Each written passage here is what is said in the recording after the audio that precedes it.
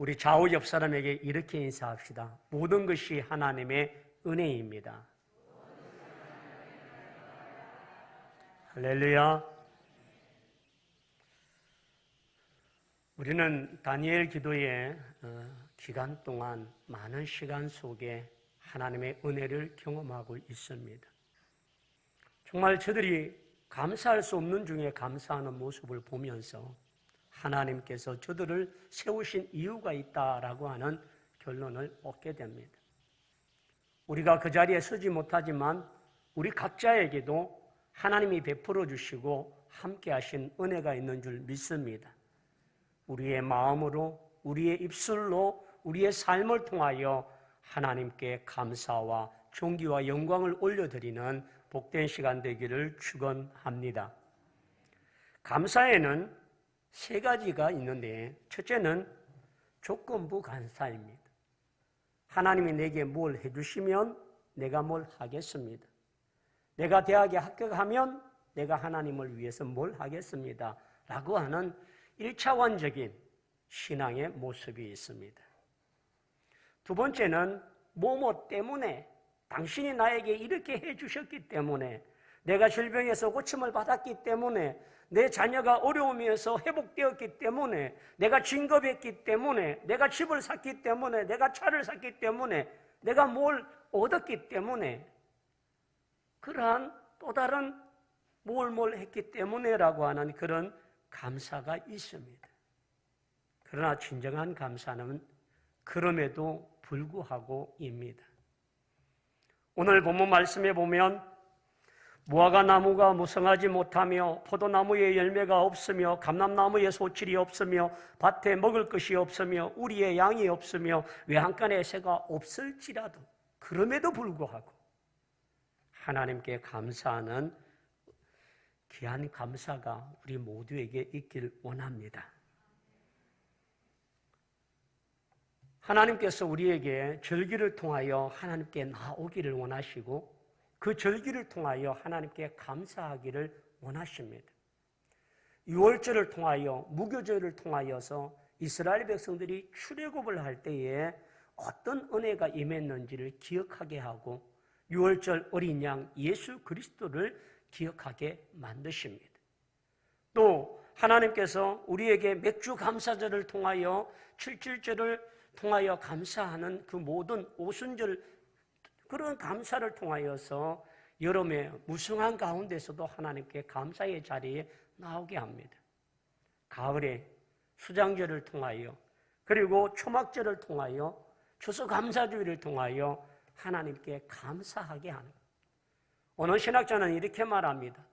이스라엘 백성들에게 이와 같은 절기와 감사를 통하여 나오게 하는 것은 하나님이 주신 은혜에 감사하며 영광을 돌리는 연습을 하고 그 연습을 통하여서 감사가 우리의 삶 속에 늘 가득하기를 원한다라고 하는 말을 합니다.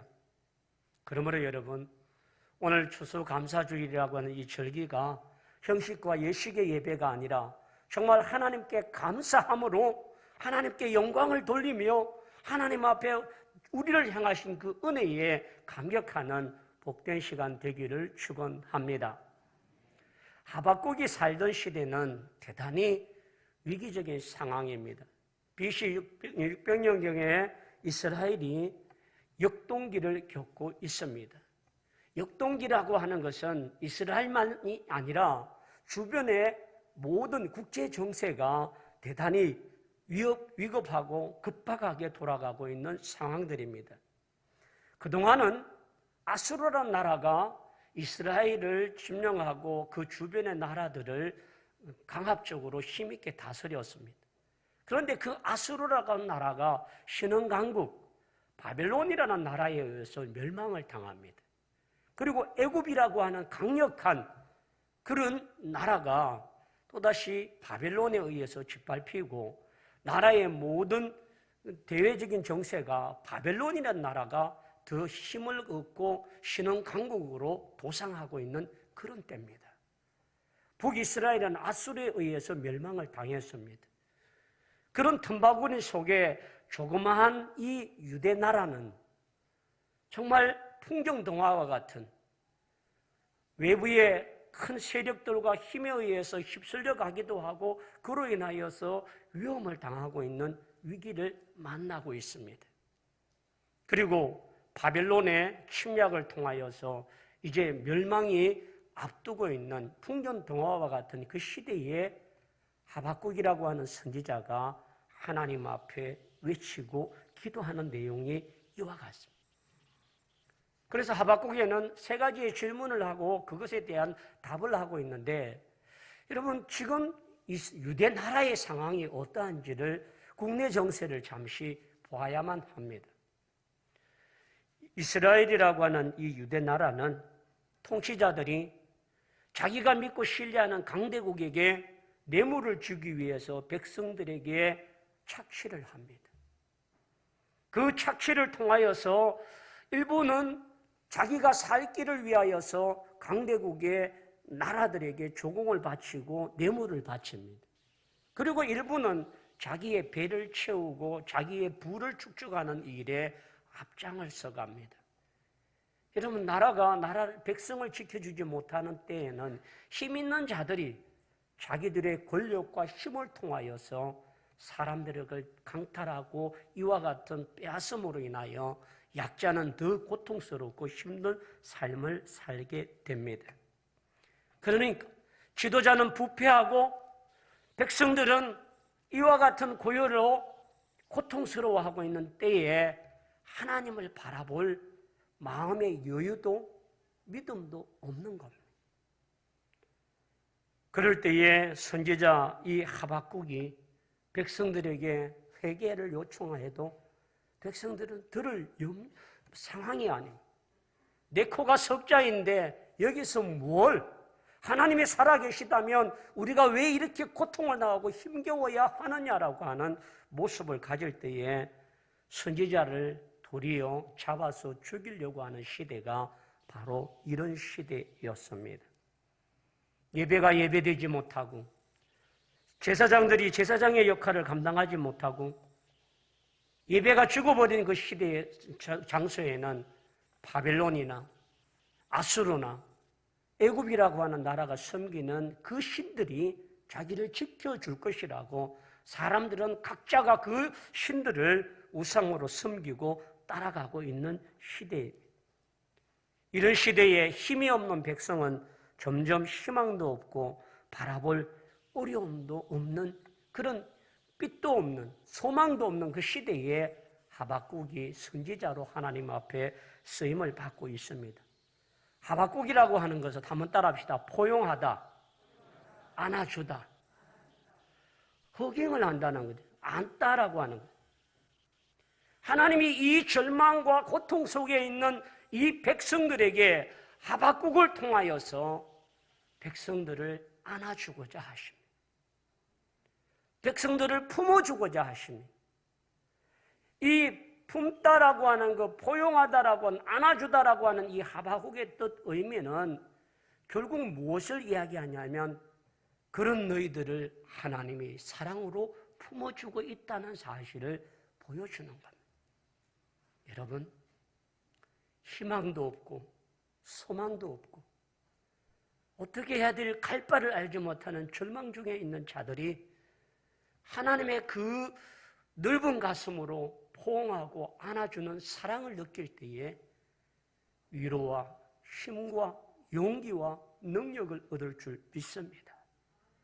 오늘 여러분, 하나님의 그 품이 여러분을 안아줄 수 있는 능력의 품인 줄 믿습니다. 그러면 그 품에 안기어서 위로와 소망이 있는 복된 시간 되길 원합니다. 하나님은 상처받고 지치고 고통스러워하며 외롭고 고독한 그 백성들을 하박국을 통하여서 내가 그들을 안아주겠다고 말씀하고 계십니다. 오늘 그 하박국을 통하여 그 백성을 안아주신 그 하나님이 오늘 이 시간 지치고 약하고 연약하고 힘겨워하고 아파하고 신음하는 우리 모두를 안아주시는 주님의 품이 되기를 원합니다. 그러므로 그 하박국을 찾아 통하여 말씀하신 하나님은 저와 여러분에게도 오늘 우리를 찾아오셔서 말씀하고 계시고 우리를 품어주고자 하시는 은혜가 있는 줄 믿습니다. 두 번째는 그 시대의 고민을 끌어안고 눈물을 흘리는 그런 자라고 하는 것. 하박국은 정말 이 세상이 불공평하고 불합리하고 모순과 절망이 가득하고 슬픔과 탄식이 가득하고 그러한 이 곳에서 하나님 앞에 왜 이런 일이 있어야 합니까? 라고 하나님 앞에 호소하고 있습니다. 하박국 1장 3절에 보면 어찌하여 내게 죄악을 보게 하시며 패역을 눈으로 보게 하시나이까? 급탈과 강포가 내 앞에 있고 변론과 분쟁이 일어났나이다. 어찌하여 내게 죄악을 보게 하십니까? 라고 말합니다. 이 말은 하나님, 택한 백성이 왜 이렇게 고통을 당해야 합니까? 하나님의 선민들이 왜 이렇게 어려움에 봉착해야만 하고 많은 고난과 어려움을 겪어야 합니까? 라고 하는 절규를 하나님 앞에 외칩니다. 근데 하나님은 그 이유를 너희의 죄 때문이라고 말씀하십니다. 이스라엘이 하나님을 섬기지 못하고 하나님의 말씀을 외면하며 하나님의 뜻을 거역한 그것으로 인하여 이들에게 임하는 심판의 모습이라고 말합니다. 두 번째는 하박국 1장 13절 말씀에 보면 중반절에 이렇게 말합니다. 어찌하여 거짓된 자들을 방관하시며 악인이 자기보다 의로운 사람을 삼키는 때도 잠잠하시나이까? 이 말은 왜 하나님 악인들은 형통하게 하면서 왜 의인들은 고통을 당하게 만듭니까? 라고 하는 것. 또 바꿔 말하면 왜 의인을 징계하는 일에 있어서 악인을 사용하십니까? 라고 하는 것. 저들은 교만하고 저들은 무지막지하며 저들은 포악하며 하나님을 경외하지 않음에도 불구하고 왜 저들을 사용하여서 하나님의 백성의 징계의 막대기로 사용하십니까? 라고 하는 것. 여러분, 바벨론이 신흥강국으로 강력하고 무자비합니다. 그럼에도 불구하고 하나님은 그들을 하나님의 징계의 막대기로 사용하는 것뿐이지 그들을 영원토록 높이는 것이 아님을 말씀하고 있습니다. 세 번째는 하박국은 하나님, 우리가 이런 어려움 속에 어떻게 살아야 하고 앞으로 우리의 삶은 어찌 해야 합니까? 라고 묻습니다. 그럴 때에 하나님은 하박국을 통하여서 말씀하고 낙심하지 말고 절망하지 말고 어떤 경우에도 하나님 안에서 소망을 두는 그 믿음을 가지라고 말합니다. 그래서 하나님은 하박국 2장 4절에 뭐라고 말씀하시면 보라, 그의 마음은 교만하여 그 속에서 정직하지 못하나 의인은 그의 믿음으로 말미암아 뭐하리라고요? 살리라. 악인이 정직하지 못하고 올바르지 못하지만 의인은 오직 믿음으로 살 것이다. 그 믿음은 결국 하나님을 바라보고 하나님을 의지하라고 하는 말씀인 줄 믿습니다. 그래서 로마서에 보면 오직 의인은 믿음으로 말미암아 산다고 하는 그 말씀이 바울을 변화시키고 새롭게 한 능력의 말씀인 줄 믿습니다. 오늘 그러므로 여러분, 오늘 이 시간에 코로나와 같은 이런 질병으로 전 세계가 팬데믹 시대에 와 있고 어려움 시대에 와 있는 이 모습 속에서도 우리가 하나님을 바라보는 오직 의인은 믿음으로 사는 믿음으로 승리하는 복된 종들이 되기를 축원합니다. 이 이야기를 들은 하박국은 하나님 앞에 다시금 원망과 불평에서 아니라 하나님을 찬양하고 경배합니다. 하박국 3장 2절에 여호와여, 내가 주에 대한 소문을 듣고 놀랐나이다. 여호와여, 주는 주의 일을 이 수년 내에 부응하게 하옵소서. 이 수년 내에 나타내시옵소서. 진노 중에라도 멀었을요 긍휼을 잊지 마옵소서라고 말합니다. 첫째는 하박국이 놀란 것은 이 백성이 그렇게 죄가 많다는 사실이고 하나님을 깨닫지 못하는 백성이라는 사실을 놀랐습니다. 그런 가운데서도 하나님의 은혜를, 하나님이 이 환난과 역경 속에서도 도리어 우리를 여호와께서 함께 하시면 우리를 이 수년 내에 부흥하게 하시고 하나님의 긍휼을 나타내는 자가 되는 줄 믿습니다.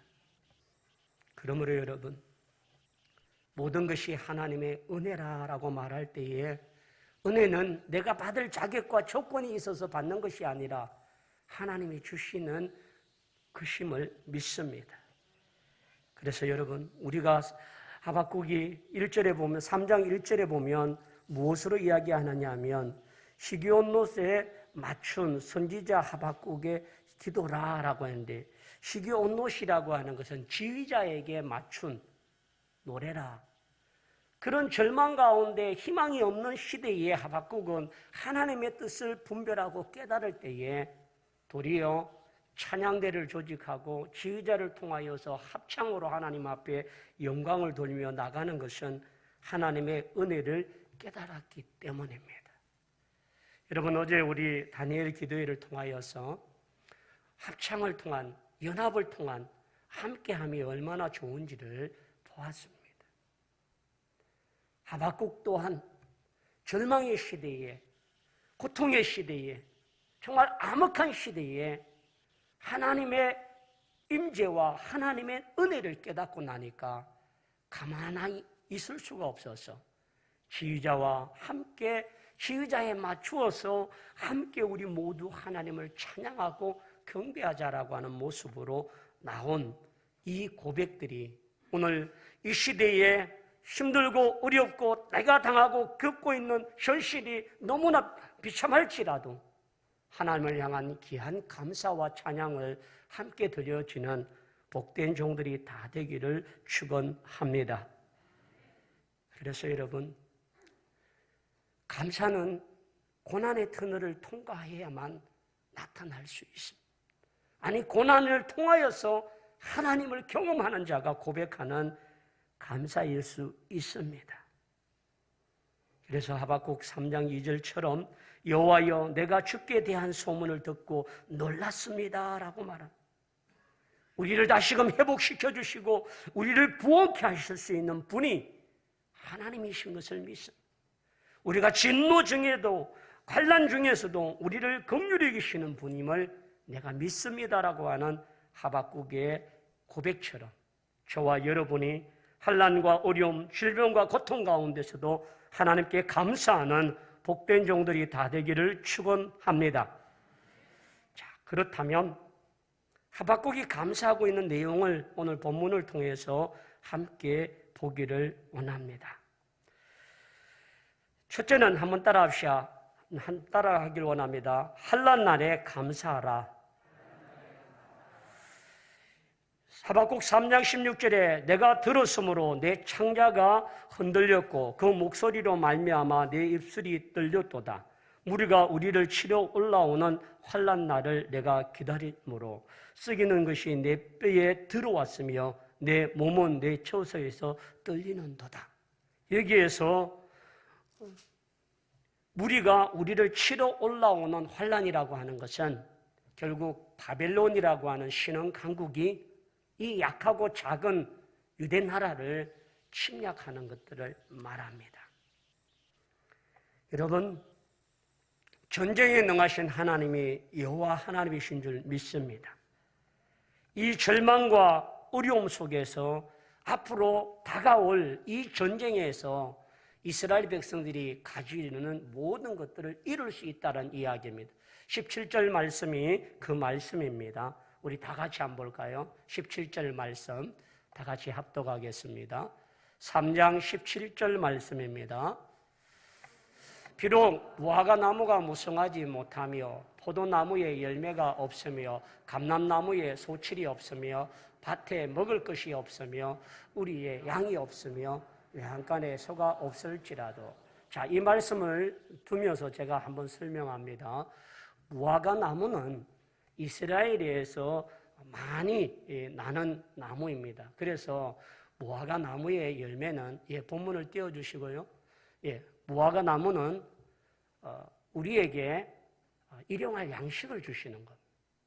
예수님께서 길을 가시다가 배가 고파서 무화과 나무 곁에 가서 무화과의 열매를 찾았습니다. 그 열매가 없었지요. 이처럼 무화과라고 하는 것은 어느 곳 어느 장소에 늘 사람들이 가서 줄인 배를 채울 수 있는 그러한 양식이 바로 무화과입니다. 그리고 그 무화과 나무 옆에는 또 포도나무가 있는데, 이스라엘은 포도 농사가 잘 되는 곳입니다. 포도를 통하여서 즙을 만들고 그 즙을 통하여 일상 속에서 음료수처럼 마시는 것이 포도입니다. 근데 그것이 없어져요. 먹을 물이 없다는 것. 감람나무에 소출이 없으며라고 할 때, 이 감람나무라고 하는 나무는 거기에 나오는 기름을 가지고 제사장이나 왕이나 선지자가 세워질 때에 구별되다라고 하는 뜻으로, 하나님에 의해서 세워졌다라고 하는 뜻으로 세우는 기름이 감람류입니다.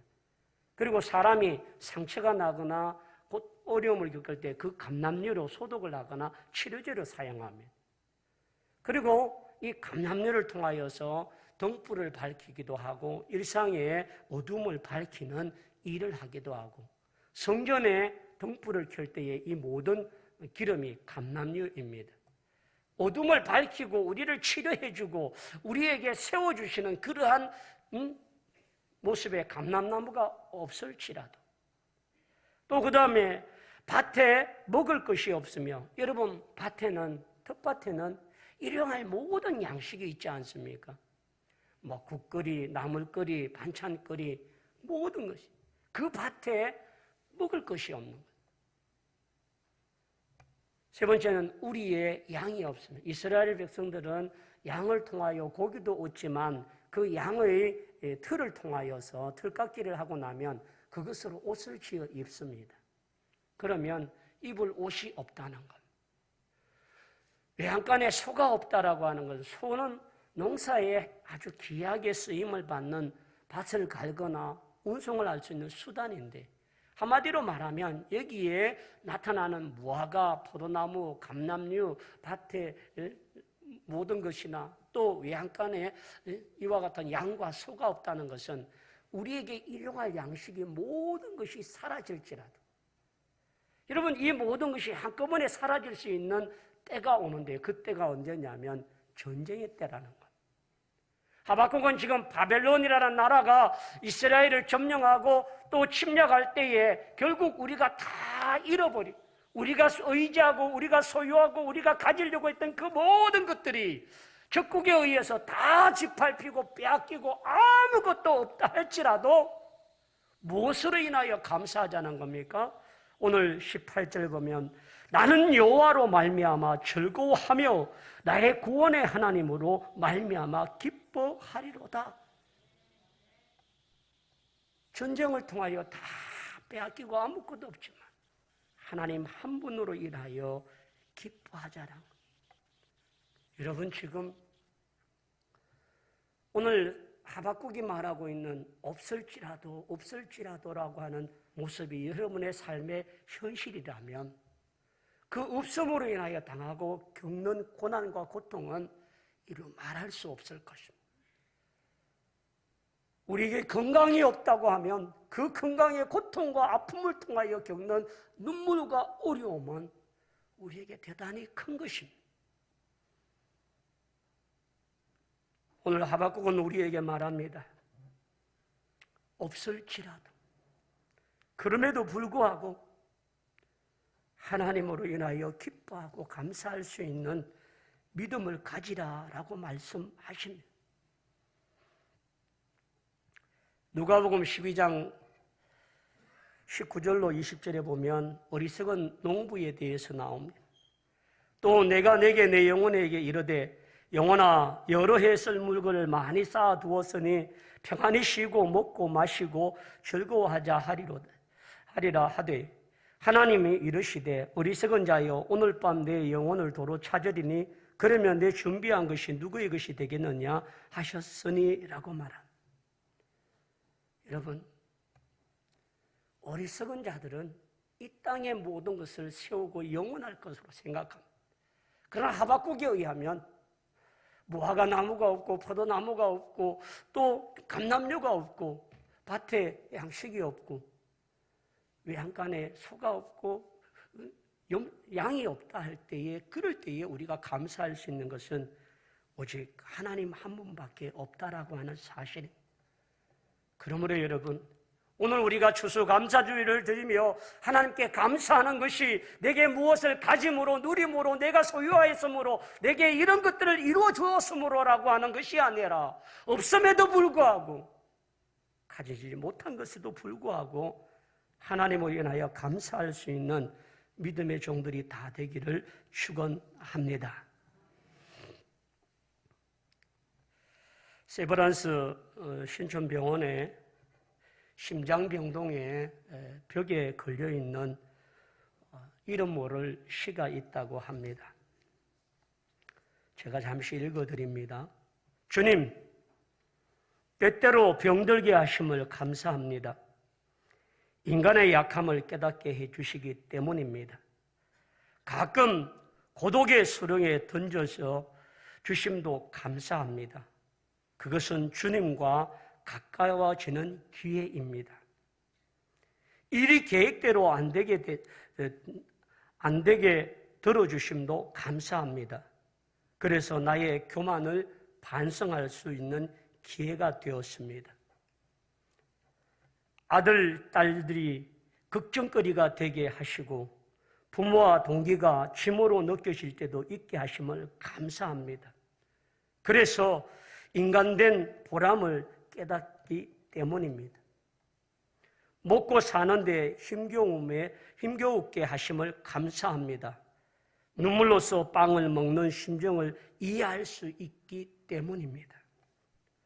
불의와 허위가 득세하는 시대에 태어난 것도 감사합니다.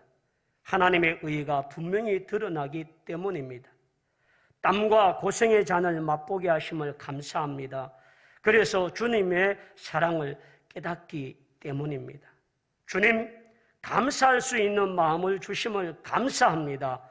우리는 가능성이 있습니다.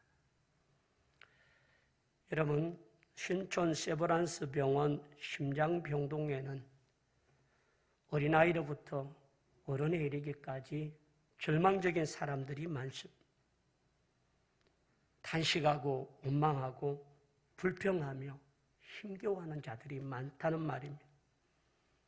근데 그들에게 누군가 감사하자라고 하는 말을 하기 위해서 이 시를 그곳에 붙여두었습니다. 여러분, 오늘 코로나19 시대 속에 우리가 당하고 겪고 있는 수많은 어려움과 환난과 역경들, 우리 성도들이 겪고 있는 물질적인 궁핍과 직장을 얻지 못하고 가지지 못한 그 일로 인하여 앞으로 막막하고 힘겨워하는 성도들, 때로는 질병을 통하여 마음의 상처와 아픔을 통하여 힘겨워하고 고독하고 있는 자들, 죽음의 경각 앞에서도 하나님의 일하심을 바라보고 낭망하며 하나님을 바라보고 있는 가족들,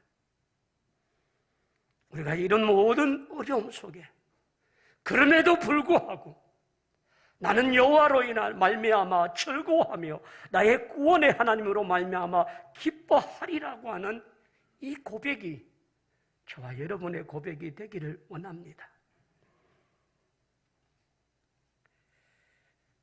오늘 19절 말씀에 보면 주 여호와는 나의 힘이시라라고 말. 기뻐하는 이유는 주님이 나의 힘이고 나의 권천이고 원천이고 나의 모든 권한이기 때문에 시편 18편 1절에 다윗은 나의 힘이 되신 여호와여 내가 주를 사랑하나이다 라고 고백합니다.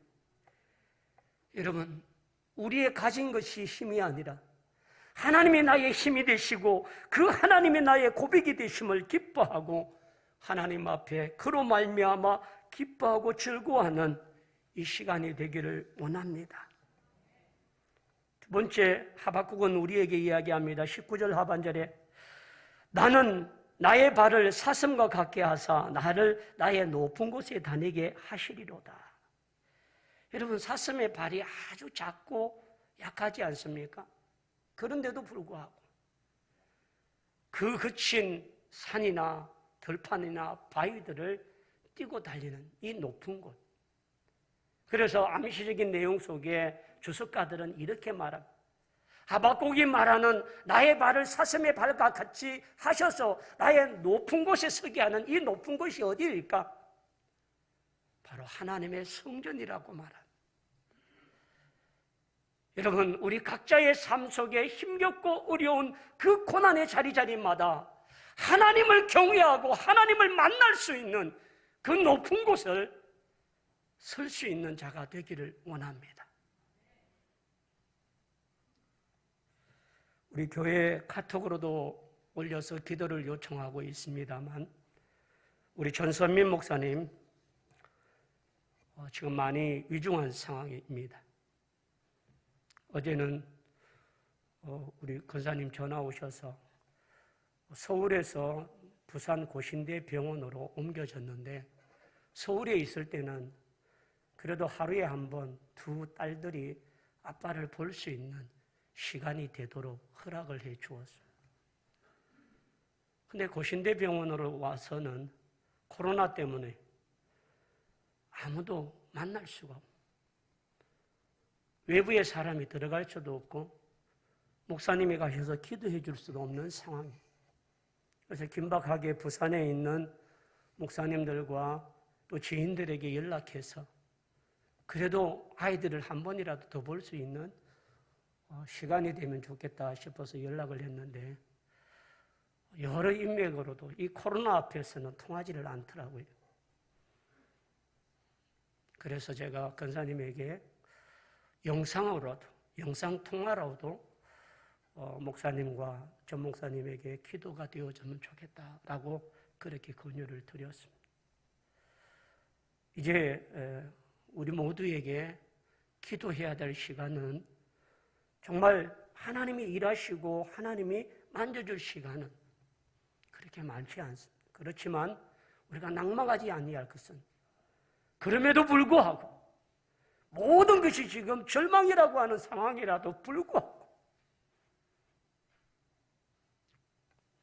주를 의지하고 기도할 수 있는 마음이 있기를 원합니다. 제가 21년째 되어지는 시간에 저희 교회를 지나가는 많은 부교육자들이 있습니다. 목사가 되어서 한 노예를 섬기기도 하기도 하고 그렇지만 이 전 목사에게 있어서는 참 많은 고마움과 또 신실함의 모습을 갖습니다. 부산 신일교회에 담임 목사의 추천서가 필요하다고 해서 그래도 많은 추천서 가운데에 제 아내와 고민하면서 전 목사에 대한 추천서를 썼습니다. 그런데 부산 신일교회 목사님이 이곳에서 전소민 목사와 가기영 사모가 결혼하는 날 오셔서 저에게 이렇게 하기를 목사님의 추천서에 감동을 받았습니다. 그 내용은 목사만이 느끼고 경험한 자만이 느끼는 그의 신실함과 사람됨과 그의 정직함에 대한 이야기들인 것. 여러분, 우리에게 정말 어려움 속에 있는 전 목사님이지만 가족들과 두 딸들에게 위로가 있길 원하고 믿음의 위로가 있는 시간이 되기를 원합니다. 정말 그럼에도 불구하고 우리는 감사하는 고백이 쉽진 않지만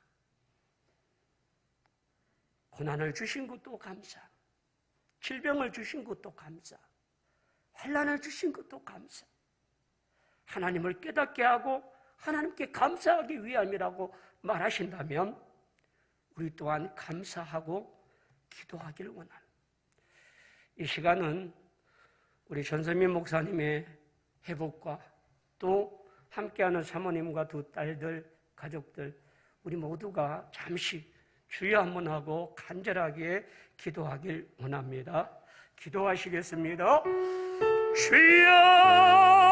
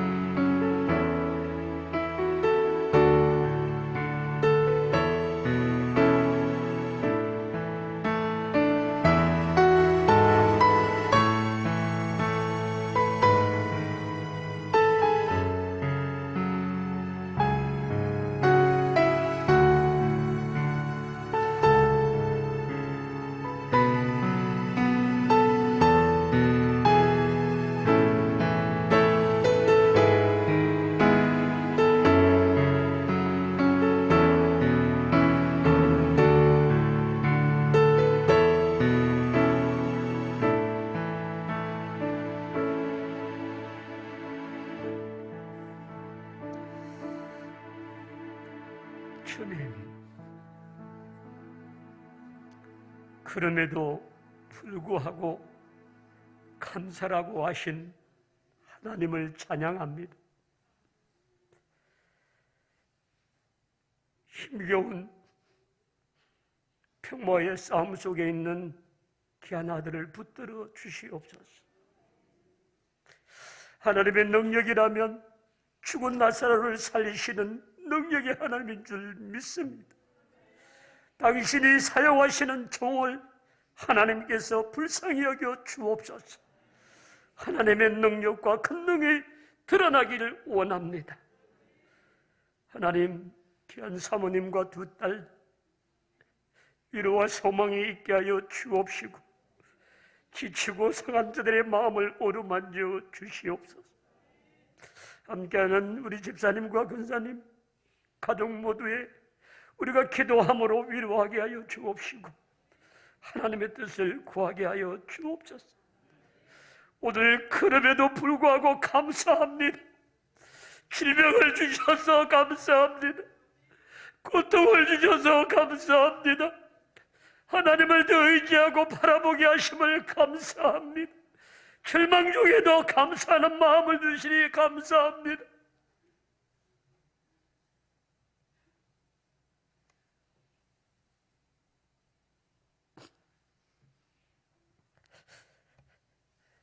예수님 이름으로 기도드립니다.